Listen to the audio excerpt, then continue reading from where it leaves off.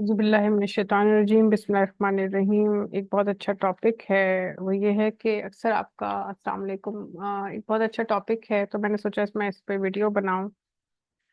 देखें, जब कुछ लोग आपको जब आपका कभी दिल चाहता है कि आप रोएं और रो के अपना सारा जो दिल का बोझ है उसको हल्का कर दें। आप ऐसे जरूर किया करें, इससे आपका किसी अपने बच्चे के गले लग के रोएं।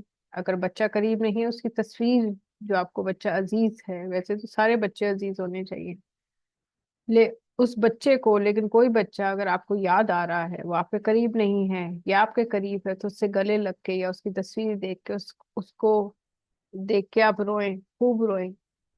और फिर दुआ मांगे, अल्लाह से दुआ मांगे, उसके लिए अपने लिए दुआ मांगे, तो उससे भी आपका जो दिल का बोझ है ना, वो हल्का हो जाएगा।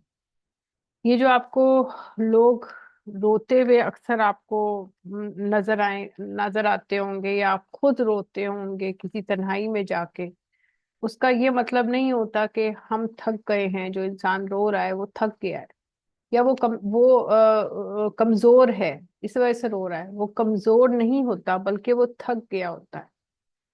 वो अपने हालात से थक गया होता है, उसकी हिम्मत जवाब दे जाती है, इसलिए वो रोता है।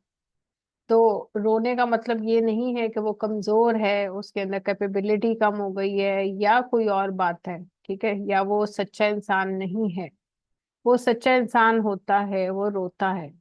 तो आप रो लें, इससे बोझ हल्का होता है। चाहे तन्हाई में जाके रो लें, अल्लाह तो आपको देख रहा है ना, अल्लाह के सामने रो लें, किसी के गले लग के रो लें, अपने दोस्त के गले रख के रो लें, अपने माँ बाप के गले रख के रो लें, लेकिन रो लिया करें, उससे दिल का बोझ हल्का होता है।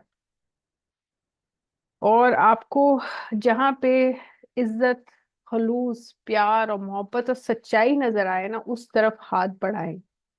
पहले उसको टेस्ट करें कि क्या ये सच्चा इंसान है, क्या ये सिंसियर है, तब उसके आगे हाथ बढ़ाएं।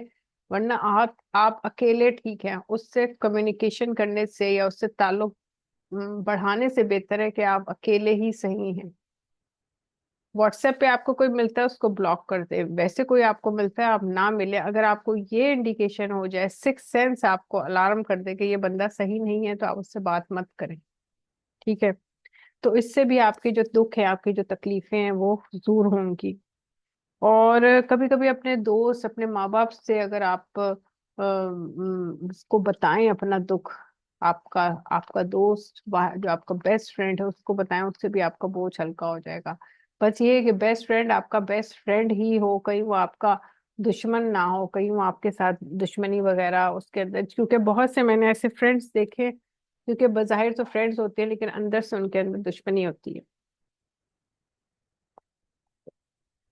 अच्छा, और फिर एक मैं आपको बता रही हूँ कि अगर आपने अपने अपने दुख बढ़ाने नहीं है, आप चाहते हैं कि आपके दुख खत्म हो जाएं, आपको प्रॉस्पेरिटी मिले, तो उसका तरीका ये है कि इन पांच चीजों को हमेशा आप अपने कबूल करें और अपनी जिंदगी का हिस्सा बनाएं। वो क्या है?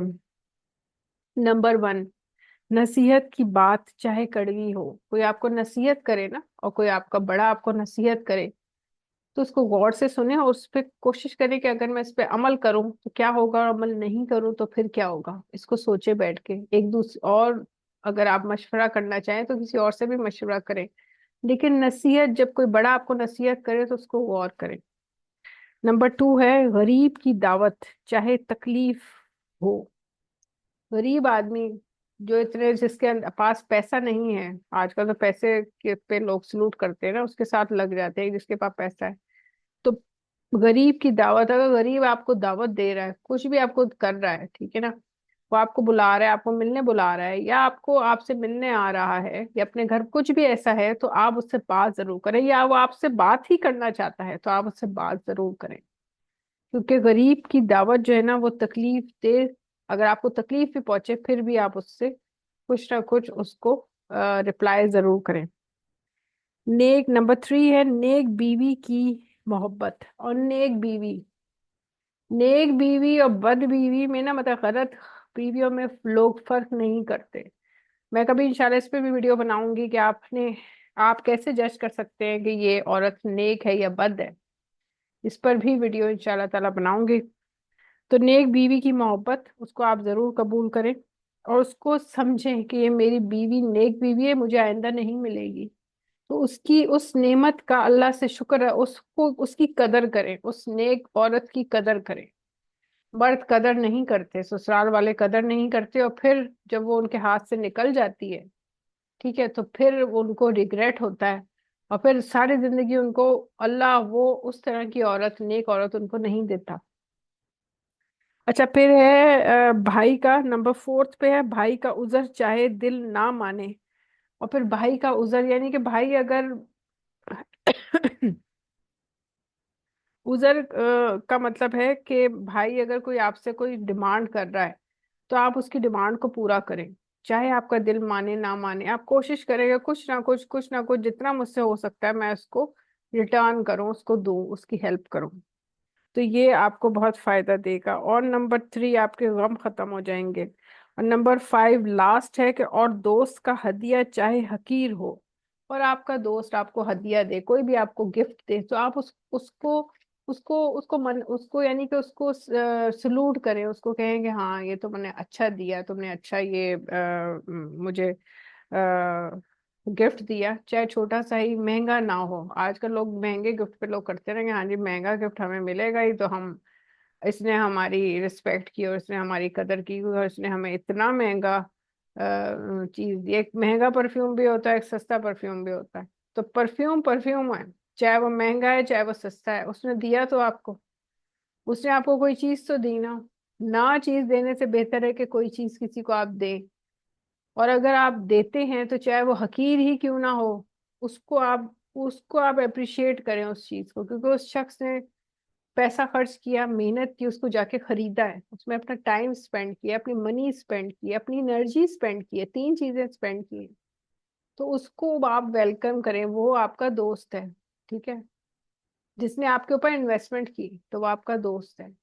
तो ये आप उसको वेलकम करें। आप देखें कि इस चीज से, दूसरों के दिल जीतने से ना, आपको खुशियां मिलेंगी, आपके गम खत्म हो जाएंगे। ये आपका अकेले में रोना या किसी से गले लग के रोना ये खत्म हो जाएगा। लैक ऑफ कम्युनिकेशन मत रखें। और जो कि मैंने वीडियो में अपने बताया, पिछली वीडियो में, कि लैक ऑफ कम्युनिकेशन और ये अपने अकेले बैठ के रोना, तो उसके लिए ये बेहतर तरीका ये है कि आप इन 5 चीज़ों पे जो मैंने आपको बताई इस पे अमल करें, ठीक है, तो आपकी गम दूर हो जाएंगे। दुआ में मुझे याद रखें, और मुल्क के लिए दुआ करें कि हमारी पूरी दुनिया में अल्लाह अमन कायम कर दे, और हमें दुखों से, तकलीफ़ों से, हमें फ़लस्तीन के लोगों को सबको निजात दे, और हमारी दुनिया में खुशहाली आए। Thank you. अल्लाह।